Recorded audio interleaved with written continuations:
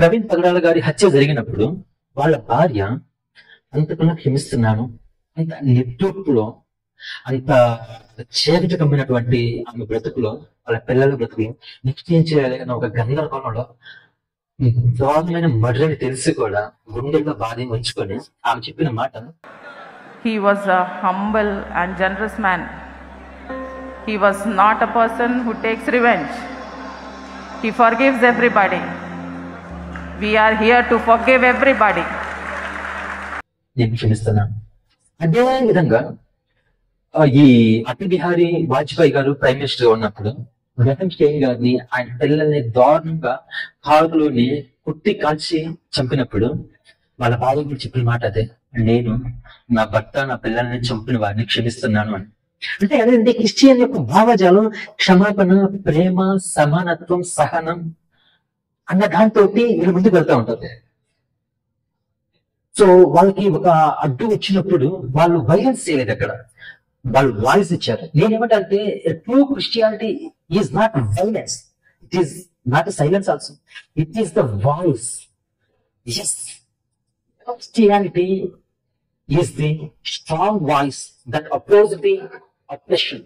కాబట్టి నేనేమంటే కనుక ఈ క్రిస్టియానిటీ, యేసుక్రీస్తు యొక్క భావజాలం, వీళ్ళు ఏదైతే సనాతనం బ్రాహ్మణ మతం అని చెప్పి బీజేపీ ఏదైతే ఉందో, ఈ యొక్క భావజాలం కొంచెం డిఫరెంట్ గా ఉంది.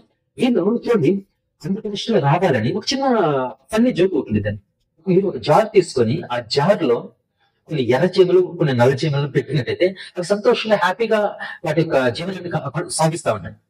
కానీ మీరు ఆ జార్ ని షిఫ్ట్ చేసి వదిలేసినటువంటి ఎర్ర చీమలు నల్ల చీమలను చంపేస్తాయి. ఎందుకంటే నల్ల చీమల వల్లే ఎర్ర చీమల ఇష్టపోయినది. మళ్ళీ ఈ ఎర్ర చీమల్ని నల్ల చీమలను చంపేస్తాయి, ఎందుకంటే ఈ ఎర్ర చీమల వల్లే నల్ల చీమలు ఇబ్బంది పడుతున్నాయని అనుకోండి, భ్రమపడి. కానీ ఇక్కడ ఏంటంటే తప్పు ఎర్ర చీమలది నల్ల చీమలది కాదు. ఆ జార్ని ఎవరు షేప్ చేస్తా ఉన్నారు? నేను అనుకోని ఒకటే, ఆంధ్రప్రదేశ్ రాష్ట్రంలో మనకు తెలియని ముస్లింలు కాదు, మనకు తెలియని హిందువులు కాదు, మనకు తెలియని క్రైస్తవులు కాదు, ముగ్గురు చాలా సంతోషంగా సమానత్వంతో సహోదర ప్రేమతోనే ఉన్నారు. కానీ ఇప్పుడు జార్ షేక్ అవుతావా? సో అటెన్షన్ క్రియేట్ చేస్తున్నారు వాంటెడ్ గా. సో నేను అనేది ఒకటే, తప్పు ముస్లిమ్స్ కాదు, తప్పు హిందూస్ కాదు, తప్పు క్రిస్టియన్స్ కాదు, కానీ షేక్ చేస్తా ఉన్నారు, ఆంధ్రప్రదేశ్ ని షేక్ చేస్తా ఉన్నారు వాళ్ళ రాజకీయ ప్రయోజనాల కోసం, వాళ్ళ ఓట్ల కోసం. నేనేది కల్పిట్స్ వాళ్ళని ఫోకస్ చేయాలి, వాళ్ళని పనిష్ చేయాలి. సో ఈ అనవసరమైనటువంటి టెన్షన్ కట్టుబెట్టాలి. Thank you.